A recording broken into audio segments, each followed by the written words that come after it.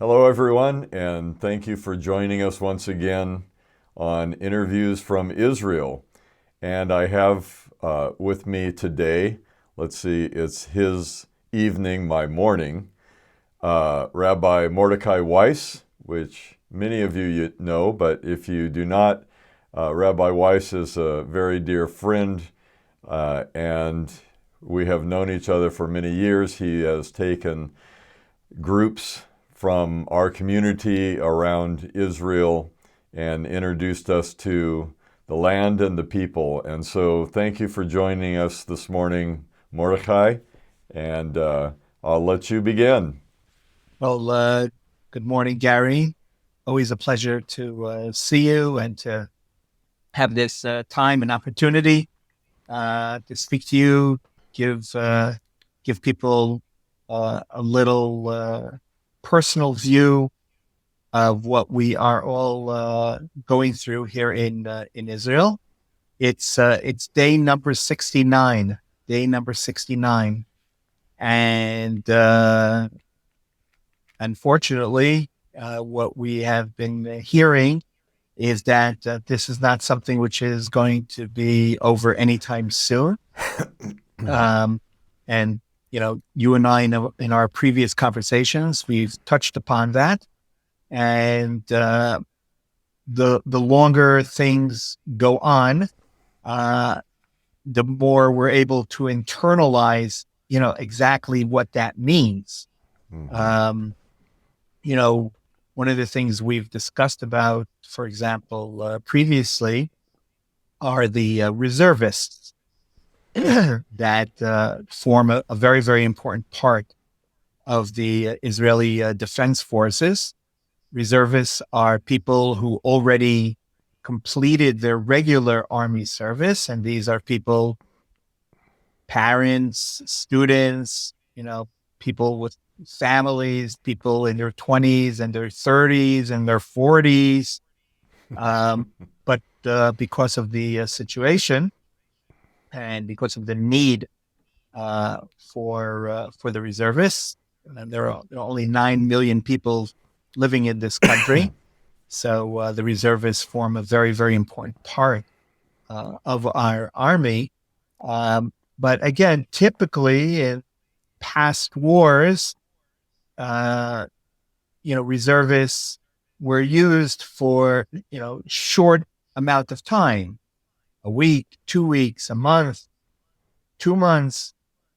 Again, these are people who, they have businesses to run, they have responsibilities at home, children, um, and they've been away for some of them for 69 days already. And the question is, how much longer can they afford to do that? Now, some reservists are in a situation where maybe they don't have, as many responsibilities, and maybe they will be able to continue with whatever they're doing now in the army. Um, Mhm. some There will be a new and fresh batch of soldiers, of reservists going into the fighting and going into the army that will enable the government to remove some of the soldiers that have been involved until now. Um, but there's still a lot of soldiers, a lot of reservists who have given up a lot over the past 2 months in terms of their family and making a living and things of that sort. The government helps, don't get me wrong, but still you have responsibilities, and there's just so long that you can be away from your life, from your business, whatever. So we're not at the breaking point yet, but another month, another 2 months, uh, things will be definitely more strained. So that's something that we're looking at down the road, because of the realization that this is going to be a long, hard war. There's a long, hard road up ahead.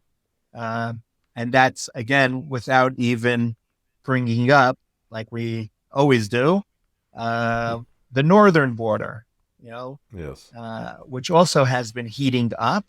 And, on one hand, we're hopeful that, Israel and maybe even with American pressure, we might be able to control things from really breaking out on the northern border with Hezbollah. And I even heard just today an interesting comment. Again, you could take it with a grain of salt. There's nothing official or whatever. It's just an interesting thought that obviously some people are having, and that is that in a sense we were lucky that this happened in the south with Hamas, which doesn't have a good as army as the Hezbollah does. And had this actually happened in the north, we would have been even in worse trouble than we're in right now. And now, of course, since it happened in the south, now already we're on alert, and we realize that that anything is possible. So I guess if there's, so to say, any silver lining to any of this, it's the realization that we need to keep our eyes open and be alert and be really, really careful about what's happening on the northern border of the country. And we are. The Army is doing an excellent job, and there have been casualties up north as well. Obviously, what's happening in the north isn't getting as much attention as what's happening in the south. I mean, in the south, we have ground invasion. There's no ground invasion in the north, but it's something everybody is keeping an eye on, because there is always the possibility that even when things quiet down in the south, that might be exactly the time that things in the north start to heat up. So there's a lot going on over here. It's Hanukkah tonight. We already lit our 8th candle here in Israel. It's already the 8th night of Hanukkah. The 8th night is always very special. In Judaism, the number 8 has special significance. It represents something which is beyond nature. Right? The world was created in 7 days, so the number 8 represents something which is beyond that. So that's why, for example, the circumcision ceremony is held on the 8th day after a child is born. And also, it's connected to all the miracles that are connected and associated with Hanukkah. So tonight's the 8th night, and boy oh boy, we could use some miracles. That's for sure. Unfortunately, it's been a very. I mean, I'm living in Israel 20 years, and there's nothing. And I observed all the holidays when I lived in the United States, Hanukkah and Passover and Purim and Sukkot, all the Jewish holidays. But have you ever been here, Gary, for during the time of a Jewish holiday celebration in Israel? I have. I've been there for several. I've been there for Passover and also Purim, and I have been there for the Day of Atonement, and so it's amazing to be there during the holidays. Right. There's just something truly, truly, truly special about the holidays here. I mean, first of all, they usually start not according to the date on the calendar that they're supposed to start, but they usually start, weeks before. So like, for example, Hanukkah, we have a custom to eat something fried on the holiday, because you fry with oil, and the miracle of Hanukkah is connected with oil. So some people eat fried potato pancakes, latkes, potato latkes. You ever eat one of those? Yes. Yeah, what you eat with sour cream or with applesauce? Whether you're an applesauce guy or a sour cream guy. I just go for a little salt and bypass both. Uh, you got to try the applesauce. It's really good. Um, and in Israel, it's donut season. You know, it's actually very funny. Years ago, Dunkin' Donuts tried to open up in Israel, and it didn't succeed. And one of the reasons that was given is that for us, donuts is a holiday food. It's like trying to sell matzah, during the year, or hamantashen, or whatever. Israelis, love their donuts, but, once Hanukkah is over, that's it. So for weeks and weeks before Hanukkah, typically you go into stores, the bakeries, there's all kinds of different gourmet donuts that are made. I mean, we take our donuts very, very, very, very seriously.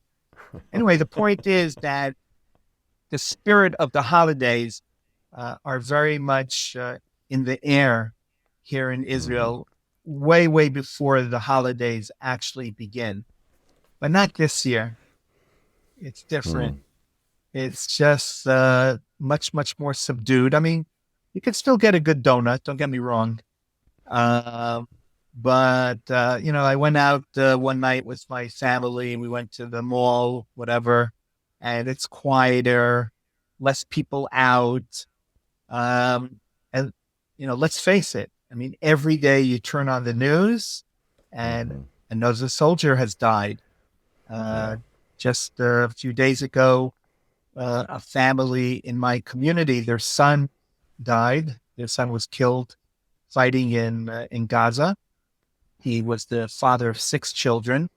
And, the war here in Israel, as we've mentioned before, it's very personal. I have a son who's in Gaza.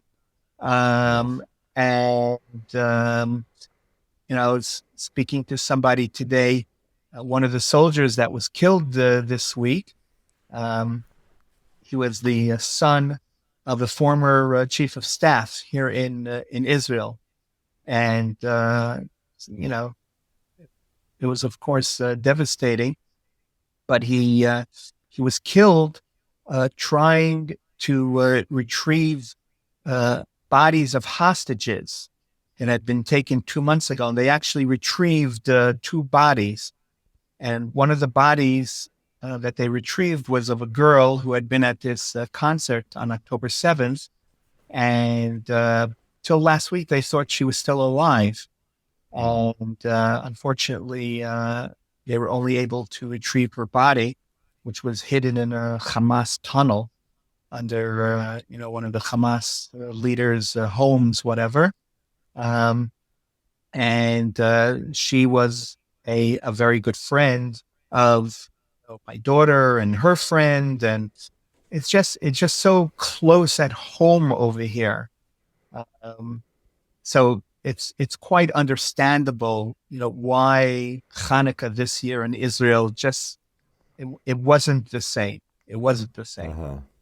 But well, we do join with you on this 8th day to believe for the miracles that every night, I know, as we're lighting the candles here, we're in prayer for the miracles that take place. They were absolutely amazing, supernatural, that such a small band of Jewish rebels could overtake the army, but more than that, to recapture Jerusalem, the temple, and to see everything purified and rededicated to the service of God. So we are still contending for much to happen during these last hours.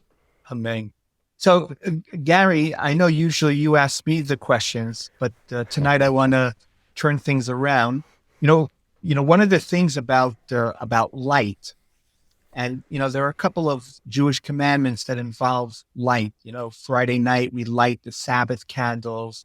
And of course, the Hanukkah menorah is lit with lights. One of the beautiful things about light, about physical light, is that even a small flame is able to dispel a lot of darkness. Right.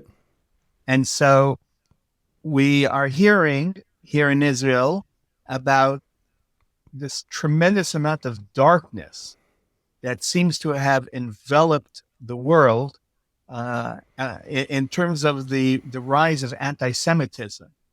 Now, I was born in the 1950s. When were you born, Gary? 1951. 1951.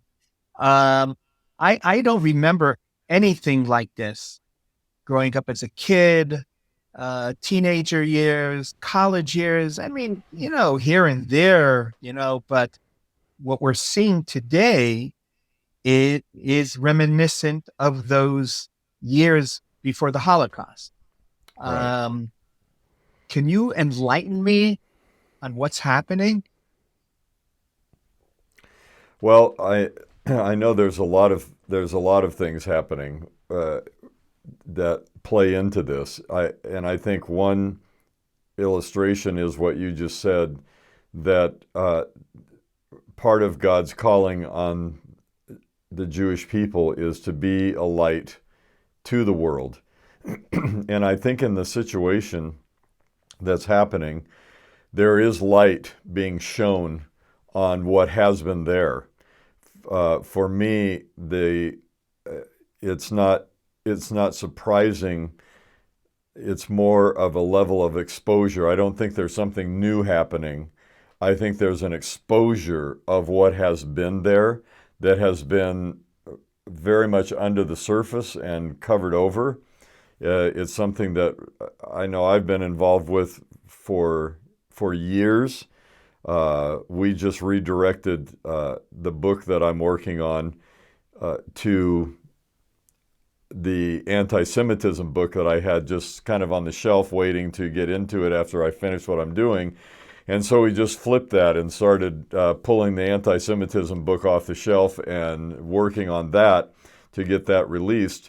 But I don't think, for me, there's a lot of surprise as far as the depth of anti-Semitism that is being exposed right now. But I do think it is an exposure which in some ways I believe is positive, because it is bringing it to the surface so that it has to be dealt with. I mean, one positive aspect to me is that people need to make a decision, and they are being confronted into a decision that before you could be kind of passive about and just say, oh, this isn't something that needs to be dealt with or looked at or talked about or exposed.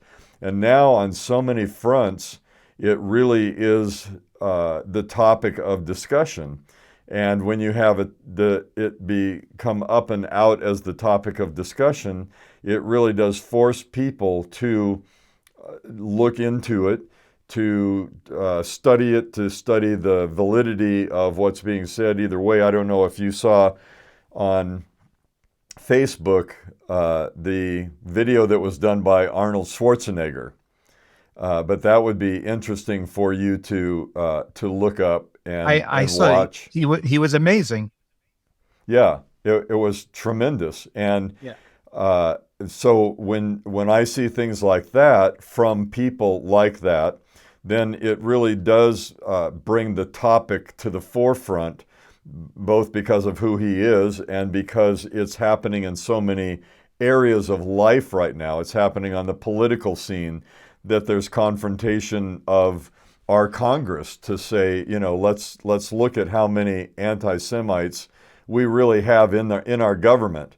Now, to me, they didn't just become anti-Semite on October 7th when all of this started.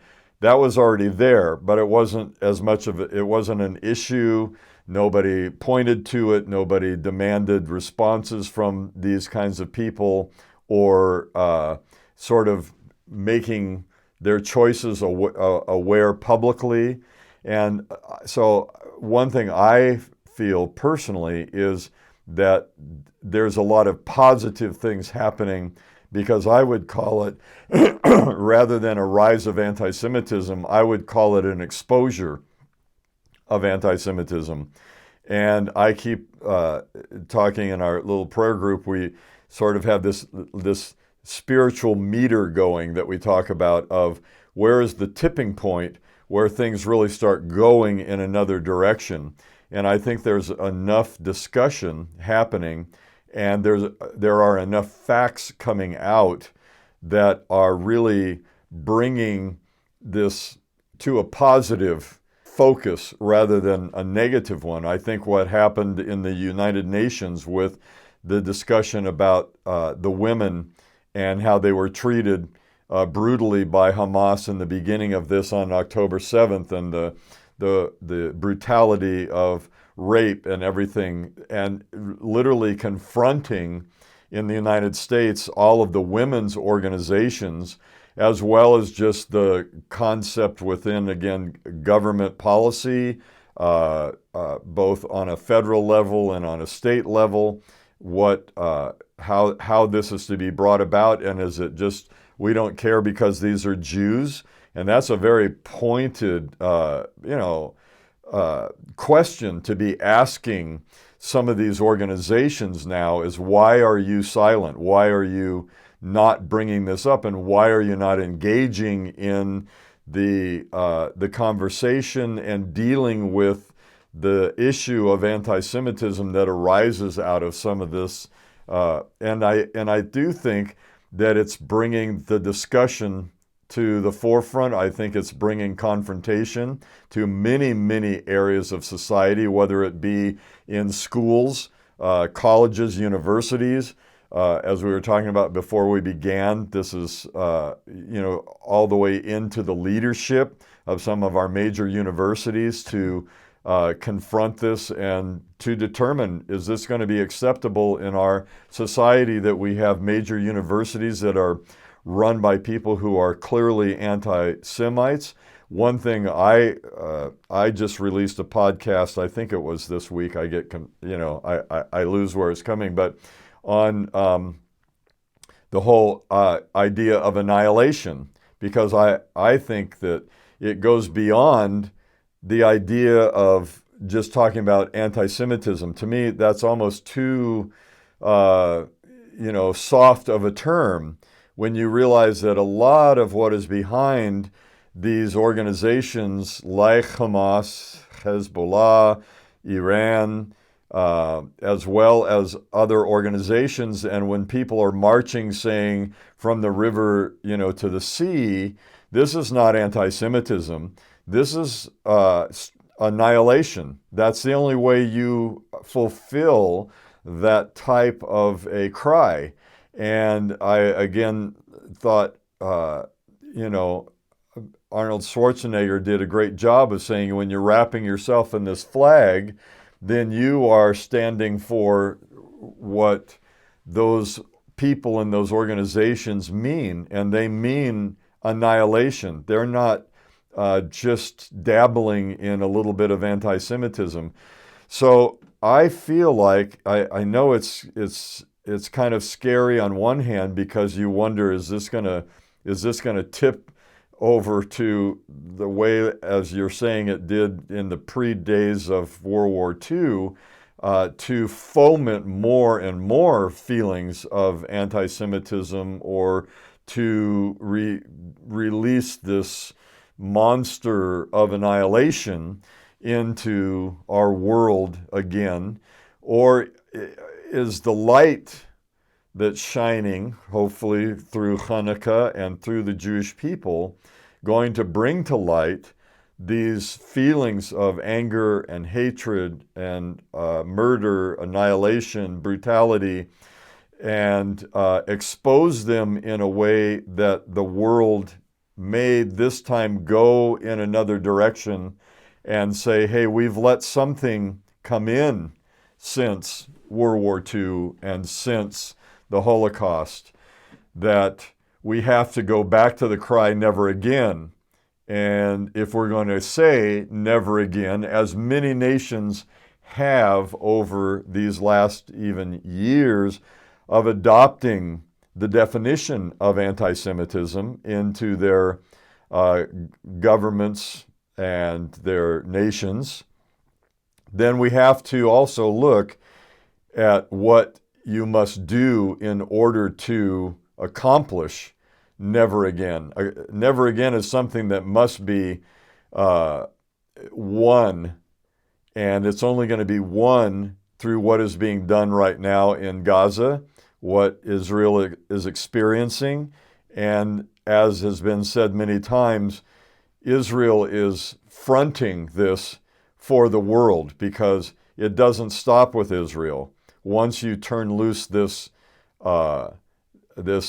monster of annihilation, and that becomes an acceptable way for relating to those that you disagree with, whether it be religion or race or whatever it is a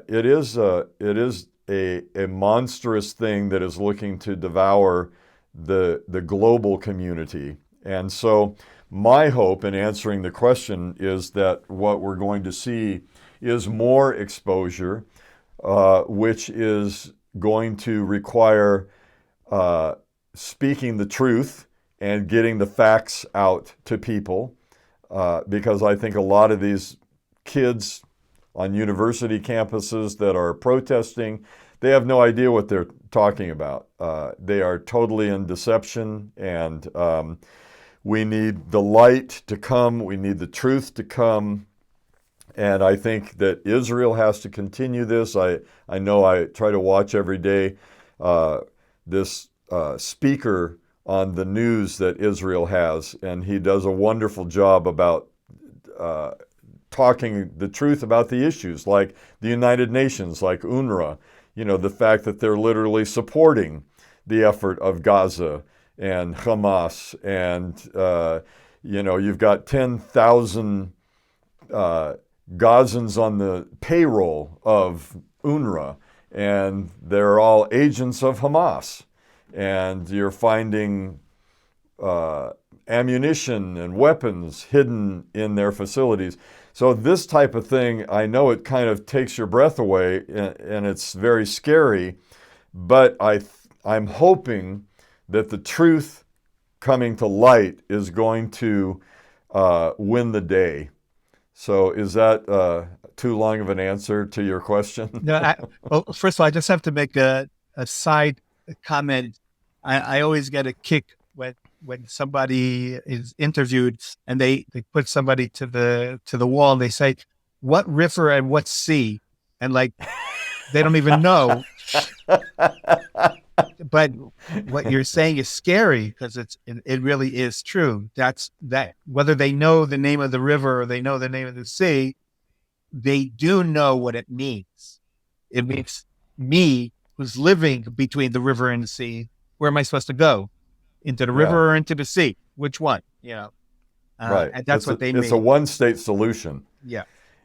No, I really appreciate the way you framed your answer. Actually, shedding a positive light on it, because as you said, basically what you see happening now is simply an exposure of something that was already there before. I would actually, personally, I would use a different word, and you have my permission if you want to use this word as well. Okay. I think it's from the book of Daniel. Speaks about a time of clarity. And I think that's what's happening now. It is exposure, but it's not just exposure. It's clarity. And I think that's what that's exactly what you're saying. It is. So things are worse, so to say, but it's also a time of clarity. And that could be a good sign. we hope. Yes. Well, and it's why we're doing these interviews, because I feel like the ground war is one thing, and the media war is as real and as vital to win as is the ground war in Gaza. And that media war, really, it has to be fought with weapons of truth.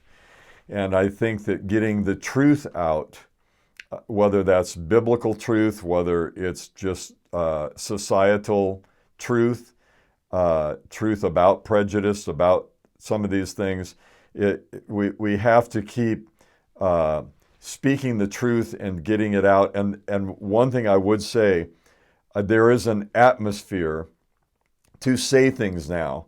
As I said about this news commentator, and I know there's a few of them from Israel, and I'm sorry I don't remember his name, but he is speaking things. Yesterday when I was listening to him, he's saying things about the United Nations that couldn't be said, especially by Israel or an agent of the Israeli government, months ago. And that to me is a good thing, because now I feel like the gloves are coming off in really talking about some of this, which you had to be silent about. And so to hear Israel be able to be a source, a nexus of this truth really being spoken into our world, I believe that is, as I said before, it's part of, in my understanding, biblically, what God's purpose for the Jewish people and his relationship with them is. And so I think in some ways we're seeing a fulfillment of Israel, the Jewish people, being a light to the world. And sometimes light is painful because it shows you what's hiding in the darkness. It's always a pleasure speaking with you, Gary. You're always very enlightening. By the way, you spoke with David Rubin recently as well, right? I did last week. Very nice. Yeah, great guy, doing great things. Yes. Yeah. Yes, I was wondering if I should try to speak with somebody from Hatzalah and get a feeling from them, or if it's not really necessary to do. But I do want to go back to and get an interview with Yad Eleazar, and also with the Widows and Orphans Fund, and get some details again, get the truth out here of what Israel is facing as the long-term reality, which are results of October the 7th. Well, keep up the good work.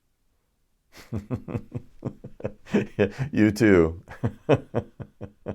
One last thing. So Sure. how is your son? And I know you said he's going back into Gaza, but I hope the family had a tremendous time of reconnecting and a few days of Hanukkah with him. Yeah, we heard some, very, very interesting stories from him, bullets whizzing by and, stuff like that. But thank God he's safe. Uh, and he's very proud about what he's doing. And again, not only is he proud, but so are all of the other soldiers that are doing what they're doing. Uh, until October 7th, my son had taken a break and he was working in Texas. And along with, thousands and thousands and thousands of other Israelis, as soon as the war broke out, these guys came rushing back to fight. It's kind of unheard of. Yeah. Usually you would run in the opposite direction, but these guys they couldn't get here quick enough, and they're in it till victory. Yes. That's their mindset. But it was very happy. It was very beautiful having him home for Shabbat, and he was home for a couple of days, and everybody was together, and it was really, really nice. I've got I have 25 grandchildren, and most of them live in Israel. And almost all of us were able to get together, on Shabbat. So Wow. that was really, really special. It was funny because he took his younger nieces and nephews bowling one day, during the holiday, during Hanukkah. And he came back and he said, Gaza's a lot easier.